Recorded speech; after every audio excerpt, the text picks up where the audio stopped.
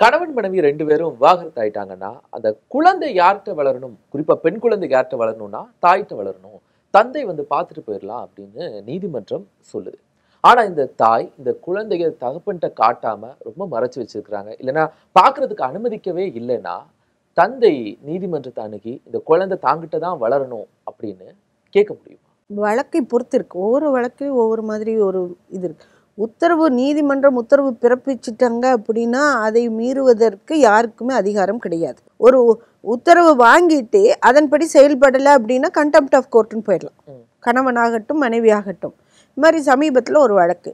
இந்த வழக்கில் வந்து 2 பேரும் சமரசமாக அவர்களுக்குள் ஒத்திசைவு, அதை கன்சென்ட் டைவர்ஸ் வாங்கிடுறாங்க. கன்சென்ட் டைவர்ஸ்னா 2 பேருக்குமே எங்களோட ஒருத்தருக்கு ஒருத்தர் இருக்க விருப்பம் இல்லை, ஆகவே நாங்கள் 2 பேருக்குமே எங்களுக்கு பிரிதலுக்கு கொடுங்க அப்படின்னு அதில் இருக்கிற சாராம்சங்களுக்கு ஒத்து தான் 2 பேர் கையெழுத்து போட்டு வாங்க. அந்த மாதிரி வழக்கில் வந்து பெண் குழந்தை அப்படிங்கிறனால மனைவியிடமே வளரட்டும், மனைவியே வளர்க்கட்டும். இந்த தகப்பனாருக்கு வந்து விசிட்டிங் ரைட் மாத்திரம் கொடுக்குறாங்க. இந்த பெண் வந்து இந்த விவாகரத்து வாங்கினதுக்கு அப்புறம் மனைவி வந்து வெளிநாட்டுக்கு சிங்கப்பூருக்கு போயிடுறாங்க. சிங்கப்பூருக்கு அவங்க குழந்தைய கூட்டிகிட்டு போய் அங்கேயே வளர்த்திட்டு இருக்காங்க. ஆகவே இந்த கணவருக்கு வந்து சிங்கப்பூருக்கு சென்று பார்க்க முடியாத ஒரு சூழ்நிலை ஏற்பட்டு விடுகிறது.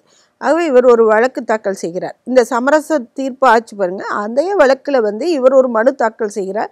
இந்த நாங்கள் 2 பேர் போட்ட சமரச மனுவில் இந்த மாதிரி ஒரு முடிவு வந்தது, ஆகவே தற்பொழுது எனக்கு காமிக்கவே மாட்டேங்கிறாங்க குழந்தைய, என்னால் பார்க்கவே முடியல என் குழந்தைய. ஆகவே என் குழந்தை வந்து என்கிட்ட வந்து அனுமதி வாங்காமல் என் குழந்தைய வந்து சிங்கப்பூர் கூட்டிகிட்டு போயிட்டாங்க.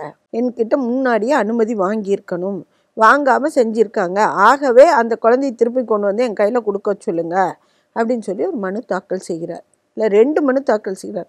ஒன்று வந்து இவங்க நீதிமன்ற அவமதிப்பு ஏற்படுத்திட்டாங்க அப்படிங்கிற ஒரு வழக்கம், இன்னொரு வழக்கு வந்து அந்த குழந்தை வந்து என்கிட்டயே இருக்கட்டும்னு உத்தரவு போடணும் அப்படின்னு 2 மனுக்கள் தாக்கல் செய்கிறார். அந்த 2 மனுக்களை விசாரிக்கும் பொழுது தான் நீதிமன்றத்துக்கு தெரிய வருகிறது, அதாவது இந்த பெண் வந்து போகும்போது இந்த கன்சென்ட் டைவர்ஸ் வாங்கிட்டு போகும்போது இவர்கிட்ட ஓரலாக சொல்லியிருக்கிறதை இவர் ஒப்புக்கொள்கிறார். இவரோட சாட்சியத்தில் அந்த அம்மா சிங்கப்பூர் போகிறேன்னு சொன்னாங்க இல்லையா உங்ககிட்ட அப்படிங்கும்போது ஆமான்னு ஒத்துக்கிறார். ஒத்துட்டு ஆனால் வழக்கு என்ன தாக்கல் செய்கிறார், என்கிட்ட தெரியப்படுத்தி போகலை அப்படின்னு. அந்த ஒத்துட்டீங்களா அப்படின்னு சொன்னாலும் எழுத்துப்பூர்வமாக என்னிடம் எந்த அனுமதியும் பெறலை, சொல்லிட்டு தான் போனாங்க. ஆகவே என் குழந்தைய வந்து நாங்கள் போய் பார்க்க முடியாத ஒரு சூழ்நிலை ஏற்பட்டுருச்சு. எவ்வளவு நாள் போயிட்டு வரேன் அப்படிங்கிறதெல்லாம் சொல்ல அந்த பெண் பணி நிமித்தமாக சென்றிருக்கிறார். அங்கே போய் வேலைக்கு இருக்காங்க. 2-3 வருஷம் ஆகும், 4 வருஷம் ஆகும், அது ஒன்றும் சொல்ல முடியாது. எப்போ வருவாங்க அப்படிங்கிறது நிர்ணயம் பண்ண முடியாத ஒரு சூழ்நிலை ஏற்படும். ஆகவே இந்த குழந்தைய வந்து பார்க்கவே இல்லை அப்படிங்கிறது இவர். அப்போ இந்த பெண் வந்து இந்த நீதிமன்றத்துக்கு வரும் பொழுதுதான் இவர்கிட்ட ஓரலாக சொல்லி இவர் அதை சம்மதித்து தான் இவர் சென்றிருக்கிறார் அப்படிங்கிறது ஒன்று நிரூபணமாயிருது. 2வது ஒன்று என்ன அப்படின்னா, இவர் வந்து சிங்கப்பூர் போயிருக்கிறார். ஒரு தடவை இவங்க போனது தெரிஞ்சு இவர் சிங்கப்பூருக்கே சென்று நேரடியாக குழந்தையை பார்க்க வேண்டும் என்று அங்கே போய் இந்த மனைவியிடம், எக்ஸ் மனைவியிடம் வந்து தகராறு செய்து அதற்கான ஒரு புகாரையும் அந்த பெண் கொடுத்திருக்கிறார். சிங்கப்பூர்ல போய் இன்னொரு தகராறு பண்ணியிருக்கிறார். ஆகவே இவர் வந்து இங்க சும்மா இருக்கல, இங்கிருந்து சிங்கப்பூர் போய் தகராறு பண்ணிட்டாரு. அதனை தொடர்ந்து நான் அவர் ஒரு தகப்பனார் என்பதனால் இந்த குழந்தைக்கும் அவருக்கு என்கிட்ட இருக்கிற எல்லா ரைட்டும் அவருக்கும் இருக்குது அப்படிங்கிறனால ஸ்கைப்பில் வந்து இவர் வந்து எப்போவுமே இந்த பெண் குழந்தையோட பேசுறதுக்கும் நான் அனைத்து ஏற்பாடுகளும் செய்து ஸ்கைப் மூலமாகவும் இந்த குழந்தையுடன் பேசிக்கொண்டிருக்கிறார். இதை அனைத்தையும் மறைத்து தான் இந்த கணவர் வந்து இந்த மாதிரி ஒரு மனு தாக்கல் செய்திருக்கிறார்.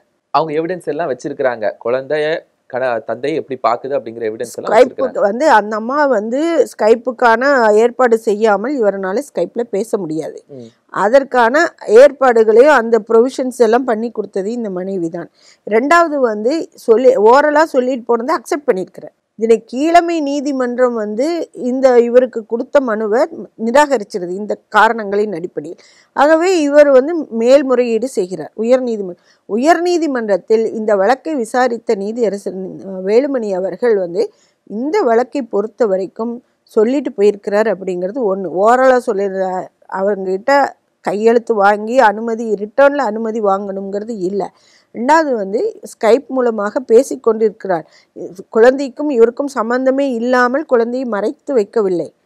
3வது வந்து இந்த இளவரை பொறுத்த வரைக்கும், இந்த குழந்தையை பொறுத்த வரைக்கும் குழந்தையுன்னு எந்த சூழ்நிலையில் வளர்கிறது என்பதுதான் முக்கியம், ரொம்ப முக்கியம். ஒரு எல்லா பாதுகாப்பான வழக்குலையுமே சூழ்நிலையிலையும் அந்த குழந்தையோட பெனிஃபிட் தான் பார்க்கணும். வெல்ஃபேர் ஆஃப் தி சைல்டை பார்த்து தான் தகப்பனிடம் இருப்பது. பெண் குழந்தை அப்படின்னா கட்டாயம் கட்டாயம் 18 வயது. தாயிடம் இருந்தா இருக்கணுங்கிறது வந்து கட்டாயம் கிடையாது. Okay. எல்லா கேஸ்லயுமே 100% ஆஃப் கேசஸ்லயும் உங்ககிட்ட தாயிடம் தான் பெண் வளரணும், மகள் வளரணும் இல்ல, அப்படிங்கிறது கட்டாயம் இத்தனை இல்லை. வயது வரைக்கும் பெண் குழந்தைனா தாயிட்ட தான் வளரணுங்களா? அதெல்லாம் ஜென்ரல். ஆனா சூழ்நிலைகள் எந்த இடத்துல அந்த குழந்தை வளர்ந்தால் தாயின் நடவடிக்கைகள் சரியில்லாமல் இருக்கும் பட்சத்தில் Okay. அந்த மாதிரி பட்சத்துல தகப்பனார்கிட்டையும் கொடுப்பாங்க, இல்லைன்னு இல்லை. அதான் சொல்றேன், 100% ஆஃப் ஆல் த கேசஸ்ல வந்து தாயிடம் தான் வளரணும் அப்படிங்கிறது கொடுக்கறது இல்லை.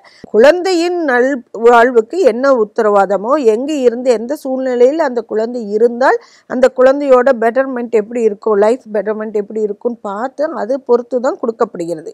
இந்த வழக்கில் தாயிடம் இருந்தாலே அந்த குழந்தை மிக சிறப்பாக, அந்த குழந்தைக்கு தேவையான அனைத்து வசதிகளும் செய்து கொடுக்கப்பட்டு அந்த குழந்தைக்கான கல்வியெல்லாம் சிங்கப்பூர்ல நல்ல வேலையில வேற இருக்காங்க. அதனால ஒன்றும் பிரச்சனையே இல்லை, தாயிடமே இருக்கட்டும். இவர் கேட்குற மாதிரி இவர்கிட்ட எல்லாம் கொடுக்க முடியாது, தந்தையிடம் கொடுக்க முடியாது.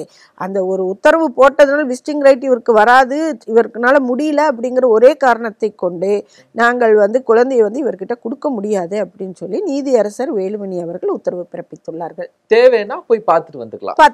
ஸ்கைப்ல பார்த்து பேசிட்டு தான் இருக்கீங்க, அவ்வளோ. இன்னைக்கு ஒவ்வொரு வழக்குகள்லையும் யதார்த்தமா நம்ம பார்க்கக்கூடிய விஷயங்களுக்கு பின்னாடி இருக்கக்கூடிய ரொம்ப நுட்பமான விஷயங்களை நீங்க சட்ட ரீதியா பகிர்ந்து கொண்டீங்க. நிகழ்ச்சியில கலந்து கொண்டதற்கு மகிழ்ச்சி. நன்றி. நேர்களை மீண்டும் அடுத்த வாரம் மாண்பு நீதியரசர் நிகழ்ச்சியில் மேலும் பல புதிய வழக்குகளோடு உங்களை சந்திக்கிறேன். நன்றி.